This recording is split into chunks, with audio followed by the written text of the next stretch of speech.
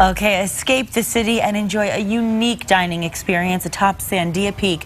Voted Albuquerque's best views, the food and atmosphere at High Finance Restaurant are also definitely worth the trip. Executive Chef Cruz Brandhorst joins us in our Builder's kitchen.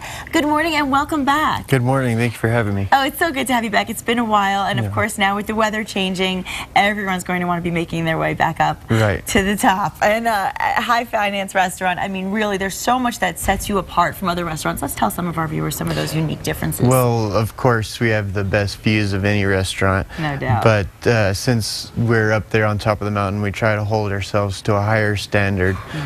We make all our sauces, all our salad dressings, everything in-house, and everything's homemade. I love that. And I also love the fact that you almost really earn your food when you go to High Finance. You have to earn your way up there just to get to the restaurant. And you're actually rolling out a new menu. So what's on it for the season? Yes, I try to change the menu 2 or 3 times a year. Okay. And we have the favorites stay the same. We try to make it a little bit lighter, and now we're using all New Mexico raised beef now. Great. Oh, that's even better. Yeah, and like you said, everything is homemade. I mean, it's not canned sauce, it's not canned vegetables. These are all homegrown, homemade. And are there any favorite ingredients in particular that you like to cook with? Well, now that it's springtime, I'm really a big fan of using fresh herbs, and I love all the fresh fruits you have in the stores when it gets warmer. Oh, definitely. Well, I see some fresh basil today. Right, I picked that out of my own garden. Did you really? This morning. Yes. You picked it out of your own garden? Yeah. You're gonna have to give me some gardening tips there, Cruz. I need some help. Well, it smells amazing in here already. What are you cooking for us today? Today we have my own version of chicken parmesan. We love chicken parm. Anything. Well, you know, I love my Italian food. And you've been cooking this for a while. You've been doing a couple little things here. I've seen the prep work. Let's tell everybody where you would begin if they wanted to try this at home. Right. You first with your chicken breast. We are using a 10-ounce airline chicken breast, and when I say airline, it means that it has the wing bone left in it. But it's not going to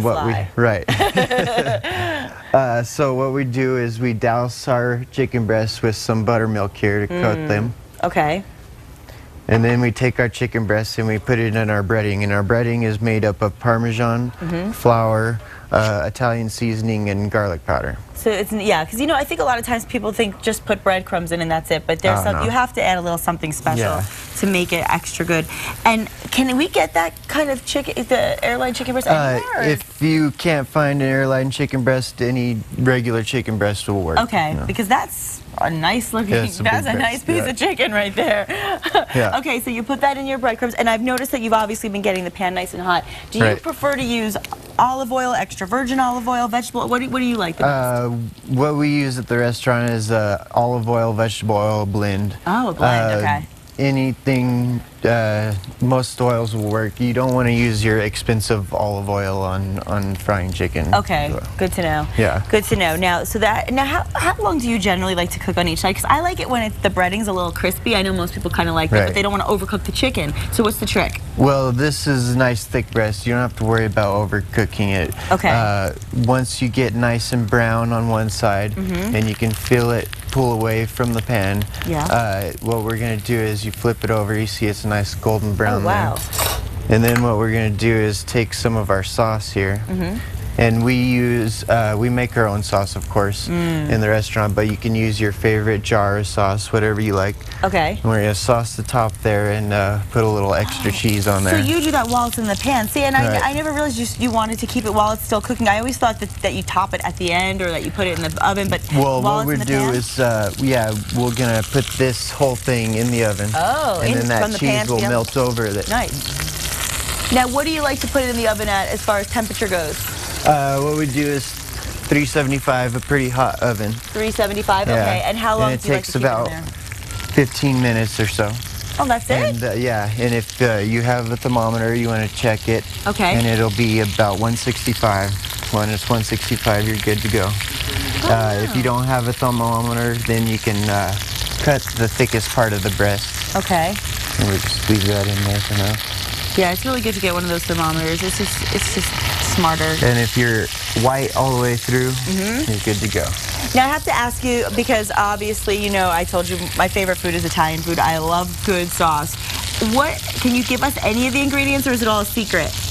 In the sauce? Yeah, because you said you home make it, so I'm curious. Well, I say, keep it simple. Okay. And if you have good technique, you're good to go. Okay. We do Roma tomatoes, garlic, onion, basil. Yum. Keep it simple. Keep it simple, absolutely. And of course, no good Italian dish is complete without some pasta. Yeah. You got to have that. Now, is this fettuccine?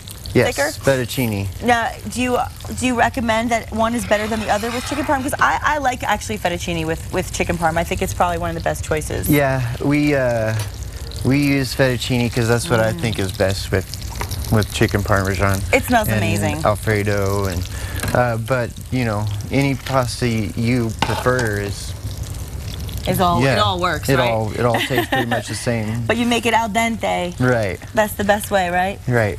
Now, are you putting it? Is there a little oil in there as well? A little bit of oil. Nice.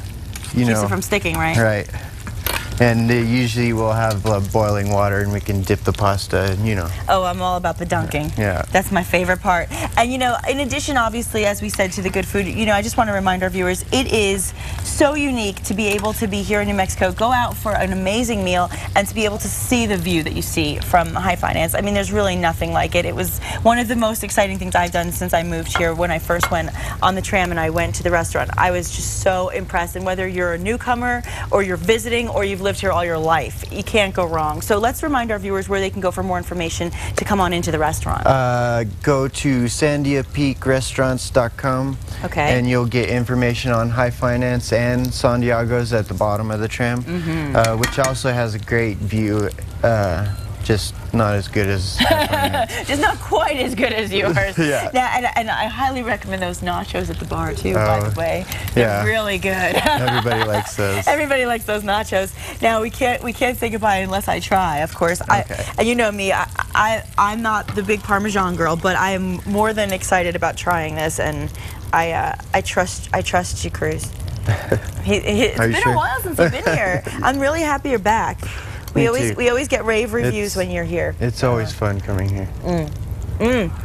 Oh, the sauce is so good. Yeah. Oh, the sauce is so good. I am so picky about sauce. I always say that. This is delish. Delish. Awesome. And I know that everybody else at the station is going to be making their way over to the kitchen in just a moment. And we recommend that you make your way not only to High Finance, but also to our website. You can check out the recipe from Cruz today. You get your very own homemade High Finance recipe by going to Casa.com. Thank you so much for joining us today. It's a pleasure to have you, and we'll be right back.